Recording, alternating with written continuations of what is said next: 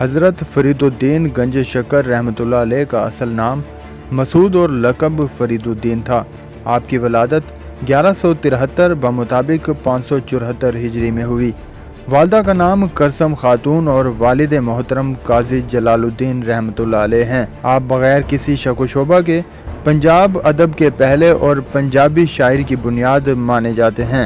आपका शुमार बरसगीर के मशहूर बुजुर्गों में होता है जिन्होंने इस्लाम की शम्मा जलाई और सिर्फ एक अल्लाह की दुनिया की पहचान करवाई। आपकी वालदा माजिदा करसम खातून ने पहली बार जब बाबा फरीद को नमाज पढ़ने की तलकीन की तो कुछ इस तरह से समझाया। जब छोटे बच्चे अल्लाह ताला की नमाज अदा करते हैं तो अल्लाह ताला उन्हें शुक्र का इनाम देता है, और जब बड़े हो जाते हैं तो दूसरे बड़े और मज़ीद इनामात दिए जाते हैं।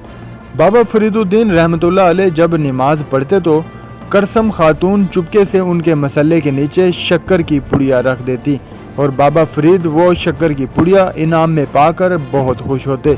ये सिलसिला काफ़ी अरसा तक चलता रहा, यहाँ तक कि एक मर्तबा ऐसा हुआ कि करसम खातून शक्कर की पुड़िया रखना भूल गई तो अगले दिन इज़्तिराब से पूछा कि ए फरीदुद्दीन मसूद, क्या आपको कल शक्कर की पुड़िया मिल गई थी? तो हज़रत बाबा फरीदुद्दीन रहमतुल्लाह अलैह ने कहा कि जी हाँ, मुझे शक्कर की पुड़िया मिल गई थी। करसम खातून ने अल्लाह अज़्ज़वजल का शुक्र अदा किया कि इनकी लाज रह गई और इस बात पर खुशी भी हुई कि अल्लाह अज़्ज़वजल की तरफ से इनाम दिया गया।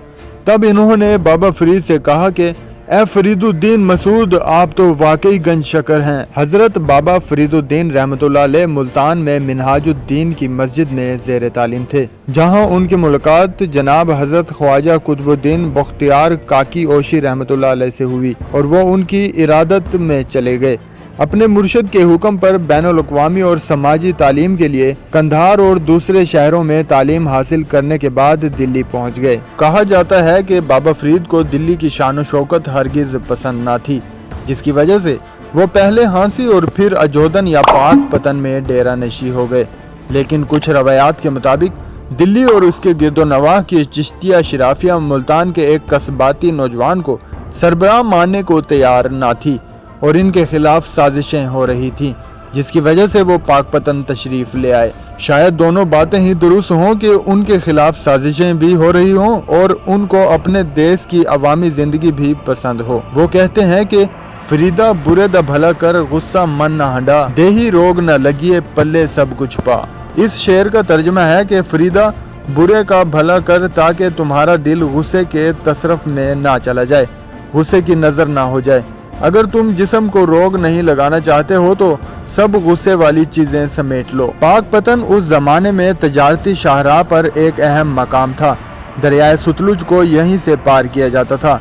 ये बात हादसाती नहीं है कि पंजाबी के दूसरे क्लासिकी दानिश्वरों ने तजारती मकामात पर ज़िंदगी गुजारी जहाँ उनको दुनिया के बारे में इत्तलाआत मिलती रहती थी। बहुत सी तारीखी दस्तावेज़ात से पता चलता है कि बहुत से आलिम दूर दराज से ग्रामर और ज़ुबानदानी के मसाइल हल करने के लिए हज़रत बाबा फरीदुद्दीन रहमतुल्लाह अलैह के पास पाकपतन आया करते थे। 5 मुहर्रमुल हराम 1265 सन ईस्वी बमुताबिक 666 हिजरी 92 साल की उम्र में वफात पाई।